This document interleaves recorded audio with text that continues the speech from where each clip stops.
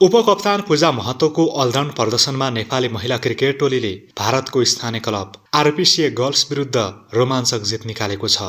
मंगलबार भएको यस खेलमा आरपीसीए विरुद्ध नेपालले 4 रनको रोमाञ्चक जित निकालेको हो। अन्तिम अभ्यास खेलमा पहिला ब्याटिङ गरेको नेपालले 8 विकेट गुमाउँदै 129 रन बनायो। जवाफी ब्याटिङमा आरपीसीए टोलीलाई नेपालले 125 रनमा रोक्यो। नेपालको जितमा बलिङतर्फ उपकप्तान पूजा महतोले 4 ओभरमा 19 रन दिएर महत्त्वपूर्ण 2 विकेट लिइन्। यस्तै कविता कुँवर र शबनम राईको नाममा 1-1 विकेट रह्यो। त्यस्तै ब्याटिङतर्फ राजमती ऐरीले 15 बलमा सर्वाधिक 26 रन बनाइन्। यस्तै रुबी पोदारले 20, कविता कुँवरले 18, पूजा महतोले 16 तथा कप्तान इन्दु वर्माले 15 रनको योगदान दिइन्। त्यस्तै कविता जैसी 19 रनमा अभिजित रहिन्। नेपालले यसअघि दिल्लीको टोलीसँग लगातार 3 खेलमा हार बेहोरेको थियो। सान्तोना जितले नेपालले भ्रमणको सुखद अन्त्य गरेको छ। साथै विश्वकप छनौट अघि नेपाली टिममा आत्मविश्वास बढेको छ।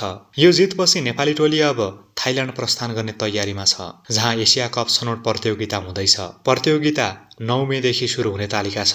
विश्वकप छनौटमा नेपालले 6 मेमा हङकङ, 10 मेमा बहराइन, 13 मेमा फेरि हङकङ तथा 15 मेमा बहराइनसँग खेल्ने तालिका छ। समूह चरण डबल राउन्ड रोबिनमा खेलाइनेछ। शीर्ष स्थानमा रहने टोली सुपर राउन्डमा पुग्नेछन्। 3 वटै समूहको शीर्ष टोलीले सुपर राउन्ड लिग खेल्नेछन्। त्यसबाट शीर्ष 2 वटा टोलीले ग्लोबल क्वालिफायरमा स्थान बनाउनेछन्। आगामी दिनमा पनि नेपाली खेलकुद र खेलाडीसँग सम्बन्धित अपडेटका लागि कृपया हाम्रो यस च्यानललाई सब्स्क्राइब पनि गर्नुहोला। धन्यवाद।